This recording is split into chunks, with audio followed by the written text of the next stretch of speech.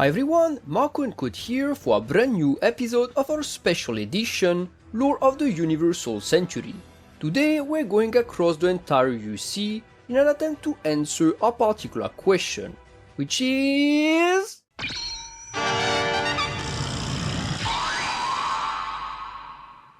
Yep, in this video we're going to cover 5 mobile suits that shamelessly LARP as Guncannons despite having little to no direct ties to it, their lore, when they appeared, and extract every bit of mechanical knowledge we have on them so far. But let's start by the beginning. What is exactly the Guncannon? Codenamed RX-77-2, the Guncannon was a limited production mid-range support mobile suit, and the second battle-ready official mobile weapon of the Earth Federation forces. The second design conceptualized by the V project, the Guncannon was the first proper bipedal mobile suit of the Federation, being the refined form of the RX-77-1 Guncannon A, itself the evolution of the test-type robot RX-M1, a bridge between the mobile tanks that would spawn the Gun Tank series and the more conventional Gunboy, which would later evolve into the RX-78 Gundam line. The status as a missing link in the V project lineage explains the Guncannon and most of its features, with the machine incorporating not only standard humanoid mobile suit characteristics,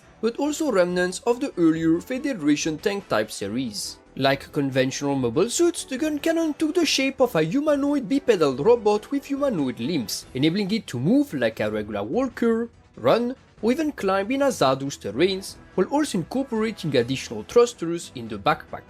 These thrusters granted the Guncannon not only jumping and very short bus-like flying abilities, but also limited space cruising capabilities. Even better, the Guncannon was also the first Federation mobile suit to introduce fully functional limbs with hand manipulators, making it not only the first Federation machine compatible with Yashima Heavy Industries' physical mobile suit-sized weapons, but also capable of grabbing and punching, his strength allowing it to hurl boulders at enemies or even beat Zaku's into scraps. Ice on the cake, the Guncannon introduced the first Federation-made thermonuclear reactor, enabling it, unlike the gun tank, to power its own beam rifle, the XPR M79A, a high-accuracy precision weapon with a longer range than even the Gundam's beam rifle. As a little threat to expand its arsenal, the Guncannon also mounted the traditional 60mm Vulcans shared with the Gundam, while also equipping emergency hand grenades, storing the protrusion on the sides of its calves. Now, the Guncannon was also a machine that retained many tank-derived design features inherited from earlier V project concepts to enable it to serve as a mid-range specialist capable of fulfilling both fire support and artillery roles. On its shoulders, the Guncannon mounted a pair of 240mm low recoil cannons, which were stabilized by recoil-absorbing canisters placed on its backpack and fired explosive shells as well as physical ammunition. Those cannons, coupled with an internal ammo tank supporting 40 shots, could be used as regular twin artillery cannons, but also mounted special water-cooled jackets around the barrels, enabling the Guncannon to fire them with the rate of a machine gun for optimal suppressive fire. Although extremely useful, those water jackets would also prove to be the Guncannon main design flaw, as their coupling with the 40 shots ammo tank, which could be only refueled outside of combat, often left the suit drained of ammo if rookie pilots abused that machine gun firing function. On the brighter side, those cannons could be swapped for an alternative set of shoulder units, allowing the Guncannon to mount a pair of 12 tube spray missile pods, turning the machine into a full missile barrage launcher. Now, the Guncannon was more than just the intermediate stage between the gun tank and the Gundam. Like them, it was fully part of the prestigious Federation V project, and as such, it introduced several of the key features of this top-secret development program. First of all, the Guncannon adopted a core block system, enabling a core fighter to serve both as the Guncannon cockpit and a possible escape pod.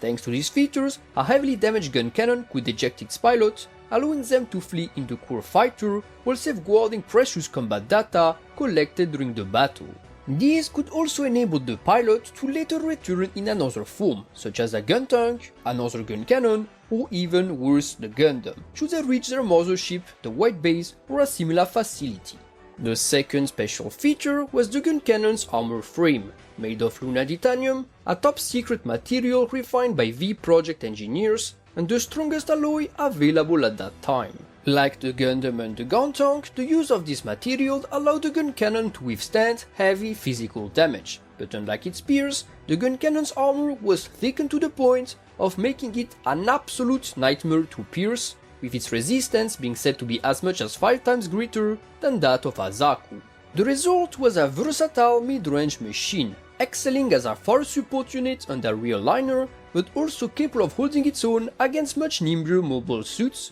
especially in the hands of skilled pilots. Unlike many of the Federation's later mobile suits, such as the Gundam and the Gym series, the Guncannon seriously lagged behind in terms of mobility due to its core design, but it still greatly influenced later Federation technologies. Its simplified screen visor was for example adopted by the Gym series, while its cannon technology directly shaped the Gym Cannon series and all of its derivatives. Originally, 7 Guncannons were produced by the Federation between August and September UC-79, 6 RX-77-2 units and 1 earlier RX-77-1 prototype, with 3 of the RX-77-2 units being sent to Science 7 to conduct tests alongside their newer sister unit, the Gundam. Their short investigation of the V project's whereabouts caused 2 of the shipped Guncannons to be lost while still being assembled, with only 1 unit surviving Zeon's onslaught, this remaining Guncannon being later brought aboard the White Base before retreating to Earth.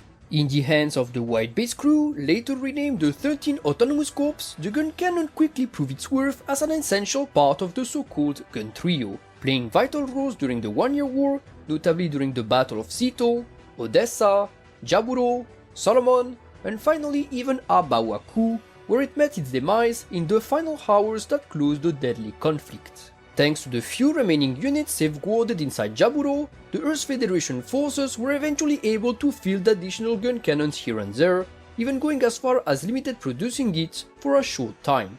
Multiple of those Guncannons were deployed across both the Gravity and Space fronts, such as the 6 units of the Albatros escort team or the 3 units that supported the Pegasus class Thoroughbred. The Guncannon performance during the One-Year War would lead to the machine spawning its own family of variants and derivatives, such as the Guncannon 2, the beam-based successor, the Guncannon mass production type, the obvious mass production unit, but still too expensive version, the Guncannon harbor type, a coastal defense unit, or even the Guncannon heavy custom, a more streamlined and updated model. Now, what most people tend to ignore is that the Guncannon, much like the ground tank, was rather quickly phased out after the One-Year War. Many wartime units survived into the UC-80s, but extremely few direct Guncannon offshots were reproduced by the Federation. Instead, the much more streamlined, cheaper and proven Gym Cannon line took the spotlight, spawning a legacy that would influence each subsequent generation and sending the Guncannon design into fading obscurity,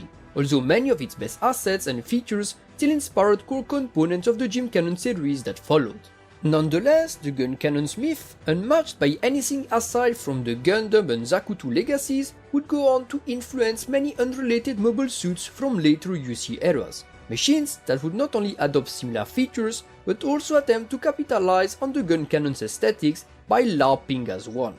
In this video, we'll cover 5 of those mobile suits and show how they don't actually relate to the original Guncannon despite trying to look like one. Enough setting for today, let's get to our LARPers. Let's start our list with a unit the nerdiest amongst you might be the most familiar with. A unit that did a surprise cameo in the OVA of Gundam Unicorn, but originally came from the profundities of Mobile Suit Variation Zeta. I call forward the MSK-005 Guncannon Detector. An artillery mobile suit jointly manufactured by Anime Electronics and Karaba, the Earth-based counterpart of the AUG during the Grips conflict, the Guncannon Detector was a machine created specially for Karaba's ground campaigns, being designed to support its squadrons of Nemos, Gym2s and Gemos, using its impressive firepower to overpower Titan's resistance. To achieve that, the Guncannon Detector primarily introduced a pair of back-mounted shoulder weapons, 2 high-output beam cannons rated at 4.7 MW each, which could be powered by the suit generator or spare E-caps, and which could be swapped out for 173mm rocket cannons firing physical ammo. To complement the destructive power of these beam cannons, the Detector also introduced its own makeshift beam rifle, coming with its own grenade launcher subpod for additional versatility. Ice on the cake, the Guncannon Detector also mounted additional assets to use against mobile suits and infantry alike, such as a pair of 60mm Vulcan cannons and a single shoulder-placed beam gun, designed mainly for close combat engagements and with a firing output of 2.3 MW. Now, the greatest strength of the Guncannon Detector was it coming with a special custom transformable mechanism, enabling the artillery mobile suit to shift into a semi-transformed artillery mode, enabling it to adopt a form minimizing recoil and drastically increasing its accuracy, either by adopting a sitting position or crouching on its knees. Thanks to this gimmick, the detector was able to achieve an unparalleled degree of efficiency as a fire support and artillery unit, making it as reliable as fortress fixed artillery pieces. In terms of deployment history, it is known the Guncannon Detector was originally produced in a 2-unit initial prototype run, before being put to limited production by Karaba, being later on also being adopted by colony forces affiliated with the AUG. After the end of the First Neo-Zeon War, Anime Electronics would restart producing additional Guncannon detectors but for the Earth Federation, including a mysterious reconversion, with the artillery unit continuing service for the rest of the UC-90s but on the Federation side, but even beyond that, this time in the hands of ex-AUG radicals rather than the Federation forces. Now the inevitable question, is the Guncannon Detector a Guncannon? Well, absolutely not. The detector is itself based on the Methus, another Anime Electronics transformable prototype from which the detector inherited its semi-transformable abilities. The reason why this artillery mobile suit was renamed Guncannon and painted in its original service for Karaba in the Guncannon's paint scheme was because of Karaba's director, Hayato Kobayashi, having served in the White Base Corps and even temporarily as a pilot of the original Guncannon, a sort of nod to the similarities between units. Because of this, the Guncannon Detector LARPing is not that outrageous, as Hayato is probably the third person in UC, behind Kai and Amuro, to have enough legitimacy to rename something as a Guncannon at all.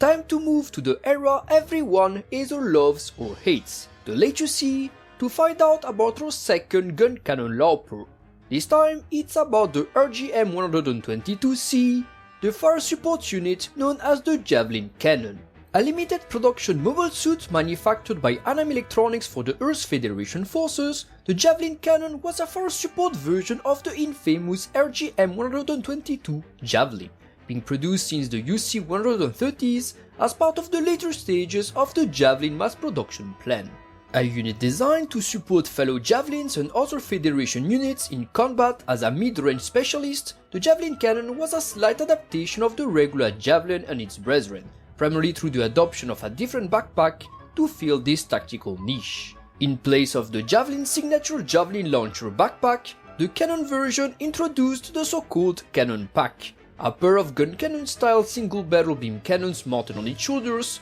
and directly powered by the suit generator. This cannon pack could also be swapped for a different 4-barrel cannon pack, instead mounting two 4-barrel beam cannons to fire thinner beams but with a higher rate of fire. Aside from this, the Javelin Cannon remained identical to its baseline form, thus enabling regular Javelins to transition to Javelin Cannons if need be through a single backpack swap.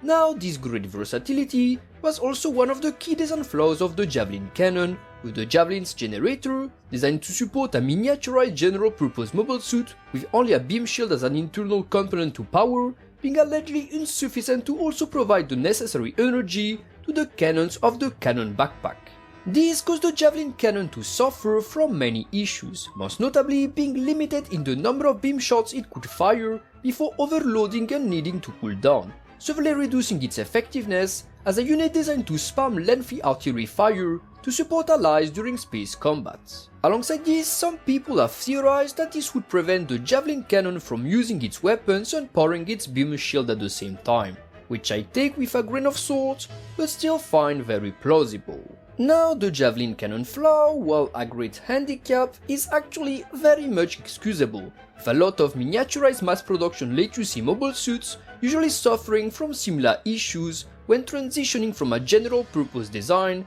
to beam-based fire support machines. The most prominent example is the Zolwat, a much higher quality design than the Javelin, whose cannon form, obtained by equipping it with a pair of dedicated beam cannons on a back hardpoint, also suffering from low penetrative power and lack of output due to a non-dedicated generator. In terms of deployment history, the Javelin Cannon was still fielded despite its issues, remaining in service for around 20 years, with multiple units participating in the Zarskar War, either on the side of the Ligue Militaire or most often of the Federation forces. Is the Javelin Cannon a gun cannon in some form? Again, absolutely not. It is a derived form of the Javelin, which is itself an enhancement of the James gun, itself a mini but modernized version of the J-gun, even more than its own predecessor, the Heavy gun. Through the J-gun, the Javelin Cannon has origins tracing back to the original Jim, and although one could use the affiliation between Guncannon and Gundam and Jim, this would be a very long stretch to try to claim that the Javelin Cannon is a proper sort of gun cannon spawn. To excuse the Javelin Cannon, the LARPing as a gun cannon is actually not absolute, with the Guncannon colors being only adopted by the Zagran Squadron, a Federation unit that joined the Ligue Militaire to counter Zarskar. The units of the Tealcoat Squadron have proved that the Javelin Cannon also exists in other colors, and it is thus much more probable that most of them were simply painted in regular Javelin colors. And of Javelin Cannon, let's rewind 60 years into the past. Back to the early UC, yes we are. Now our search for our third Guncannon LARPer will bring us to the UC 90s, with a new specific candidate to cover, the RX-77-2 Cannongan. A prototype mid-range support mobile suit, again produced by Anam Electronics, the Cannongan was a J-gun type machine, originally constructed on behalf of the Earth Federation Ground Forces, being designed alongside the other RIX units, notably the G-First and the GF tank, to serve for various technical validation plans. Of those three units, the Cannongan was originally primarily designed to re-experiment with the concept of the back weapon system, once pioneered, if we can say that, by the Rega Z, with the Cannongan being designed to be able to mount the GF tank itself, an early miniaturized mobile suit, as a back unit, granting it a steady boost in raw performance and exceptional ultra-long range firing abilities for the time being. Now, the Cannongan was also meant to be able to shed the GF tank to return to its status as a mid-range mobile suit if need be, with the unit featuring a rather exotic and very diversified arsenal to overshadow any suit sharing that tactical niche. First of all, the Cannongan introduced a couple of shoulder-mounted high-output beam cannons called the Mega Beam Cannons, weapon with an unusual high destructive capacity and which could also fold the barrel at mid-half, revealing spray beam launchers to fire rapid consecutive thinner beam shots. Aside from these primary assets, the Cannongan also incorporated a very unique handled arsenal, most notably finger launchers transforming into pistol hands, the two first fingers revealing themselves as beam rifles, the thumb instead holding the linked sensor unit. Ice on the cake, the Cannongan also introduced a wrist-mounted weapon called the Beam Jack, a physical knife coupled with a beam emitter to act as a nail gun for surprise attacks. Lastly, the Cannongan also incorporated state-of-the-art sensors for precision firing, mounting a visor reminiscent of the Jim Sniper 2 and Jim Spartan, also capable of deploying an additional extension unit, giving it ball lookalikes vibes. Now, to understand the Cannongan, it is important to mention that early on during its development, it was, alongside the GF tank and G-First, embroiled in the Federation Ground Forces machinations, with the Ground Branch planning to hold a ceremony in Site 7 to commemorate the 1-year war, and use all three units, alongside the masqueraded cargo the Auenbar, to mirror the gun trio and the white base of the 1-year war era. The goal was not to fool anyone, but rather to parade model units with a nostalgic code for the event, the Cannongan thus being repainted in reddish colors to fill the role of the original gun cannon. As always, is the Cannongan a gun cannon? As always here, nope, with the Cannongan having been developed from the J-Gun A2 type, aka the enhanced version meant for the general revel, which brings it to a situation similar to the Javelin Cannon as a long descendant of the original Jim, but of the Guncannon, not so much. Since we need some excuses for the LARPing, the Cannongan is the only unit here that was really created to emulate not just the Guncannon, but the original Guncannon, and to serve as a modern replica of it for a specific commemoration ceremony. Enough early UC for this video, time to go over the UC 130's threshold.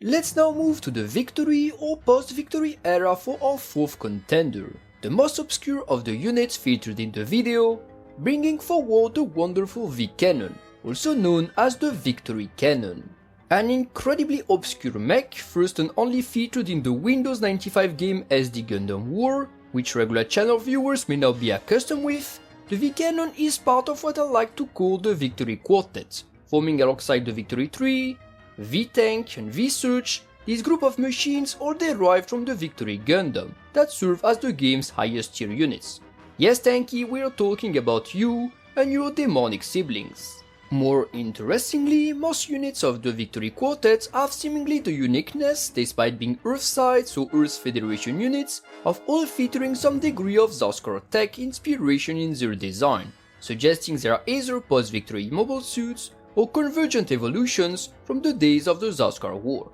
Or SD Games shenanigans. Anyway, to present them quickly, there is the Victory 3, a more streamlined version of the V2 Assault Buster but with hyper funnels, the V-Search, an unarmed recon mobile suit lacking ankles, the V-Tank, a gun tank lookalike mounted on Galexon scoot legs, and finally our boy the V-Cannon, which is itself a Guncannon dead copy but in a Victory Gundam frame. More precisely, the V-Cannon is mostly considered to be a modified version of the Victory Gundam, adopting the Guncannon mythical red paint alongside a more similar head, while featuring a very unique backpack and an expanded handheld arsenal. The V-Cannon backpack is seemingly closer to the F-91's in terms of rear thrusters, but more interestingly, mounts a pair of powerful beam cannons to fulfill its fire support role.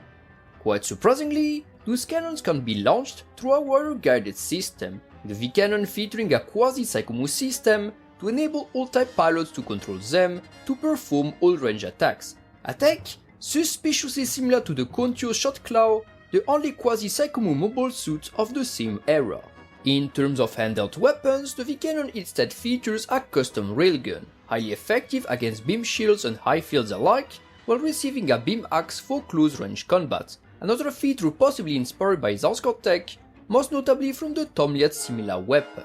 Now it is totally unknown whether the V-Cannon still retains the terminal system of the Victory line, most notably the ability to dock and undock top and bottom parts and fly away using the core fighter.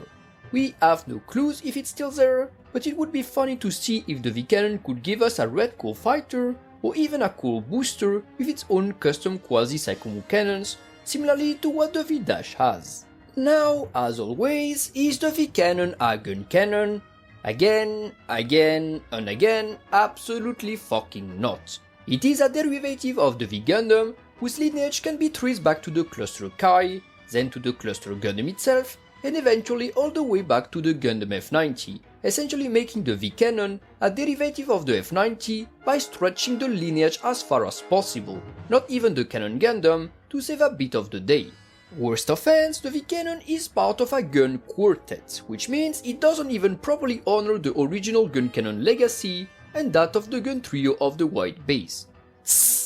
Enough SD designs, let's rewind a bit earlier, but still in late UC for our last LARPer. Let's move to the early UC 120s to cover our last and most impressive design amongst all of those Guncannon LARPers. Certainly not the most powerful, as that title would inevitably go to the V-Cannon, but the most impressive nonetheless. Time to unveil our last candidate, the machine known as the F-71B Guncannon Magna. A prototype artillery and mid-range support mobile suit, the Guncannon Magna was yet again one of Anime Electronics' products, being an enhanced and massively improved form of the Guncannon, another mass production mobile suit Anime and manufactured for the Earth Federation forces. Now, to understand the Guncannon Magna, it is necessary to ponder a bit on the circumstances surrounding the Guncannon's development and mass production, and the feud that opposed Anime Electronics and the scenery at the time. Initially, the scenery had been able to streamline the assets of the F-90 Gundam S-Type into the F-70 Cannon Gundam. a high-performance, high-quality Gundam-derived artillery model, which Shinry considered cheap enough to be adopted for mass production, and which had been given clearance to produce for the Federation forces to adopt. To achieve this ordeal, the smaller-scale Shinry had partnered with Anime Electronics, asking them to mass-produce the design in a shared collaboration effort. Now, Anime had been bogged down by such a difficult request from the Shinry. The man in charge of making it happen, Romero Marabal, once involved in the MSA 120 development, and which is, yes, one of the camion guys in Victory Gundam, and one of the person that would become the daddy of the Victory Gundam in his old age, being outraged by Shinry demands. Marabal notably pointed out that Shinry was asking them to produce not only a not that cheap design, but one that, one, was full of copyrighted stuff and black box technology that Shinry would rage if deciphered, and two, was made using custom-made parts and technologies that required Shinry inner training to repair and work around. Marabal, whose motto was that the perfect mobile suit was a machine which even children could control and mere refugees could repair, yeah, the Victory Gundam, was thus completely against Shinry's request, a sentiment that was shared by many in Anime Electronics. Thus, Anime Electronics tweaked the Cannon Gundam design in length and width, turning it into the more economically affordable form of the G-Cannon, which also had better productivity by sharing parts and components with Anime Heavy Gun. While far less impressive than the Cannon Gundam, the G-Cannon was still a very decent mobile suit, with accounts of the Cosmo-Babylonia War recording kill ratios of 1.5 units lost for each enemy Denon zone downed, which was absolutely remarkable given the technological edge of the Denon series compared to the G-Cannon. Now, while the Shinry was raging about the decision, Anime was still very much interested in selling units with the high performance levels of the Cannon Gundam, only of course on their own terms, manufacturing control, and profitability. To achieve this, Anime thus put this G-Cannon modernization plan into what they called the Silhouette Formula Project, a secret development plan based on stolen Shinry tech about their Formula series, aiming to produce Gundams and other high-tech ground suits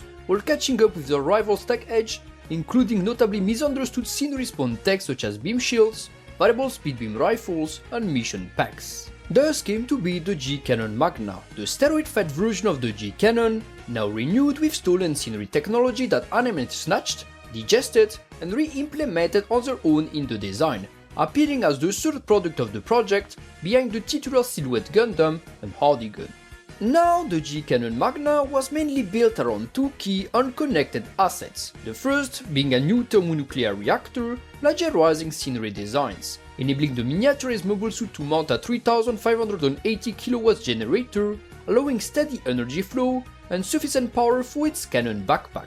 Much like the original G-Cannon, which could swap backpacks, the Magna could still adopt the regular 4-barrel machine gun cannons of the average G-Cannon, but was built around the use of its new crown asset, a pair of advanced beam cannons. Those beam cannons were not only weapons with a high destructive power, but were designed with vast brute data taken into account. Although they could not adjust the convergence and speed rate of the beams they fired, they had no necessary tuning to overpower enemy beam shields, a first for an inbuilt weapon outside of Shinry's jealously guarded Vazbur. Ice on the cake, the cannons on that backpack could be rearranged on the back, for the G-Cannon Magna to adopt a more aerodynamically shaped form, with fins being deployed, thus giving it a better cruising form, while ensuring the Magna could fight in close range combat without the cumbersome cannons reducing its mobility. Final threat, this cannon pack could also be swapped for another one, which included only one beam cannon, alongside an electromagnetic railgun,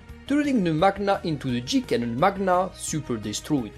As bonus weapons, the Magna also featured double beam guns on each arm, a very useful inbuilt weaponry to maintain artillery volleys, as well as a beam saber, a rather unusual pairing for a mid-range support unit, showing the Magna proficiency even in close-range combat. In terms of deployment history, the G-Cannon Magna was first tested from UC-121 to early UC-123, where it rejoined its sibling suits, the Silhouette Gundam and Hardy Gun, as part of Anime testing squadron aboard the Bladewood. There, the G-Cannon Magna became embroiled in the events of the manga Silhouette Formula, which I highly recommend to read, and managed to survive, before being put to limited production with additional units appearing in the F91 prequel manga, escorting the Neo Gundam Unit 3. As always is the Magna gun cannon. As always in the video, no, it is an enhanced form of the G cannon, itself a mass production version of the Cannon Gundam, thus linked to the Gundam F90, which in the end makes it more of a spiritual successor to a Gundam that reverted to artillery elements than a long-lost gun cannon, aside of course from its paint scheme. Now the Cannon Gundam was partially developed and supervised by Job John, a scenery engineer that once served as one of the crewmen of the White Base and fought alongside the original Guncannon. This being said, I seriously doubt Job John would approve his prize Gundam being mass-produced as an inferior product, then being upgraded by their own adversaries with data stolen from them. I don't think he would give the blessing to use the Guncannon colors. With this video comes to an end. Like, comment and subscribe, and of course you're also welcomed to join us on our Discord, especially if you like what you see. Marco and Code out.